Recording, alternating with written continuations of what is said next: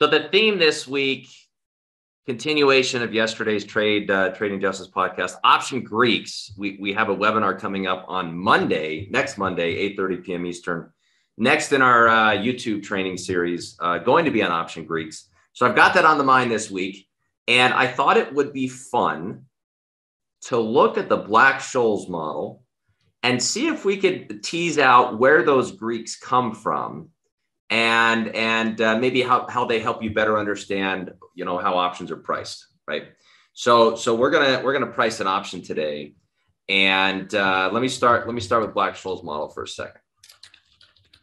And I want to keep it practical, right? Mathematical models are fine and all, but really what matters is you understanding how to make money with options and why they behave the way they do and what metrics matter. And so there are inputs to the model, variables that you need numbers for to be able to price the option. And then the output is the option price, okay? And there are 6 inputs.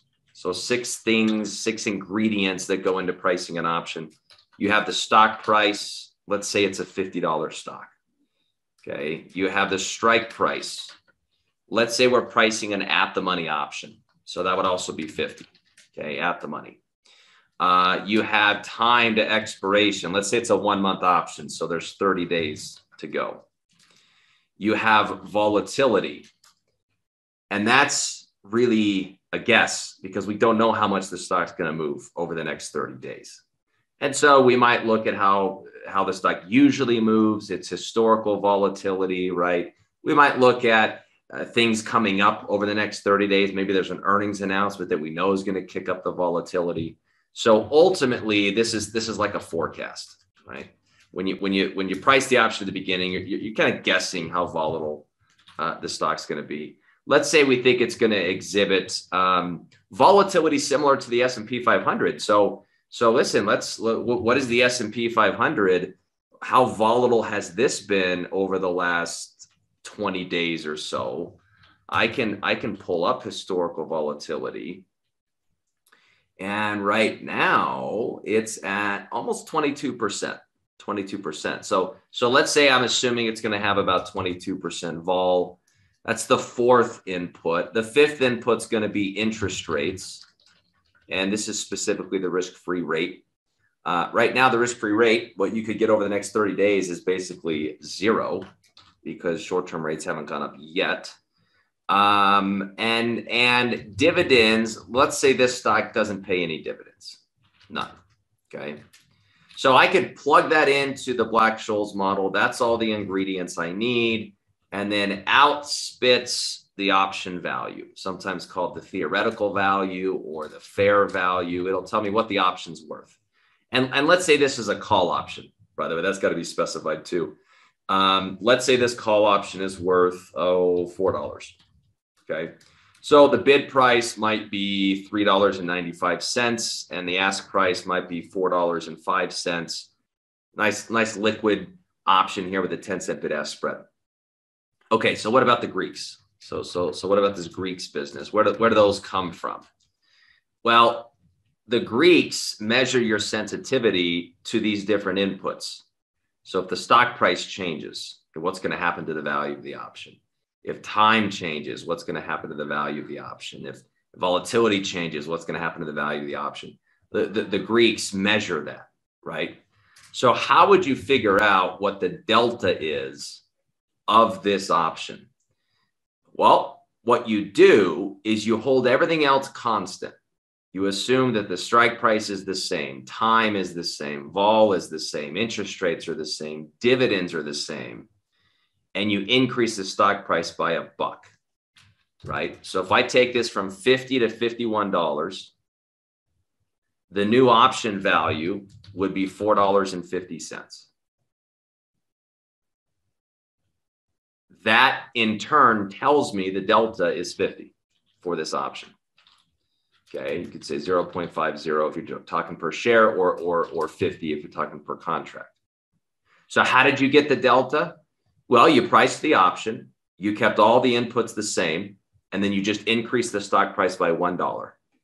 And whatever the change was in the option's value, that's the delta.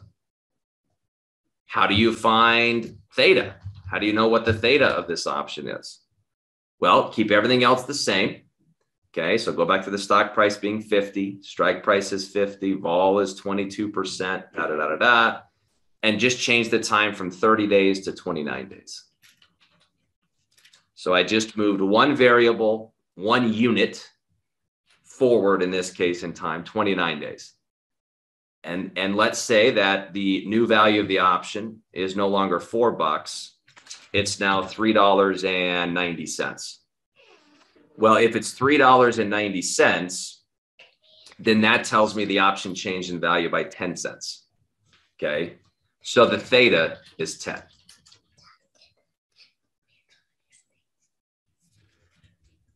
Okay, so I don't care. I don't care. Daddy's talking Greeks right now, and I'm still not in the mode. You got it. Okay, my kids know exactly when to ask me questions. Okay, theta, 10. So again, kept everything constant, changed time by 1 day. The change in the value of the option tells me what the theta is, okay? This option is moving 10 cents a day. How would I figure out what the vega of the option is? Again, assume everything is the same, just change vol 1%, because vega has to do with vol. So in the model, you assume that the vol goes from 22% to 23%. Okay. And then you say, well, what would that do to the value of the option? How much did that option value change? Let's go green. When I increased the vol by 1 point. Oh, the option went up 20 cents, went up to $4.20. Okay, well, what does that tell you? That tells you that the vega, the amount that the option changes, given a 1 point change in vol, is 20. So the vega would be 0.2 or 20. The final one that we'll talk about here is rho.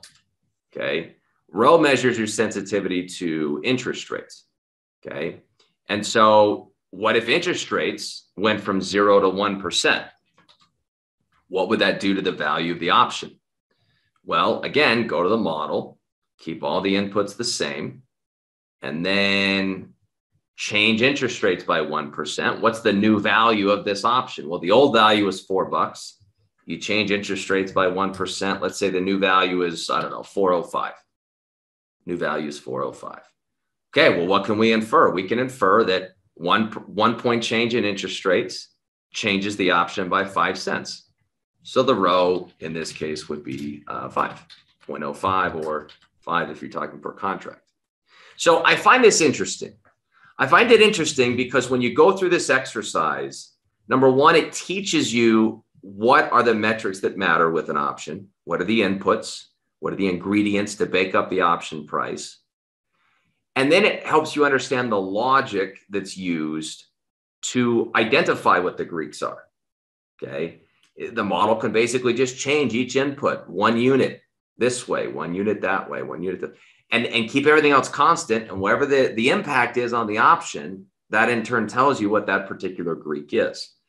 And they change, right? They change. So when the stock price changes, you know, the change in the value of the option is going to be different each time. You know, the delta is not going to stay at 50. It might become 60 or 70 or 80.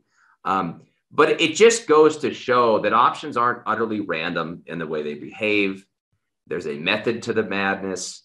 It all kind of comes back to this mathematical model. And the more you understand the model, the better you're going to understand how options behave. And it doesn't mean you're going to be able to predict the future of the stock market. It does mean that you'll be able to make more informed decisions when you're trading options and understand why you're making money, why you're losing money, and maybe understand which metrics are the most important ones to track, right? To track. But when I learned this, I mean, I geek out on this. I say, oh, that's cool. So it all makes sense to me. It was just a matter of me kind of playing around with an options calculator, doing some what if scenarios. Then you get really, really intimately familiar with how everything's all tied together.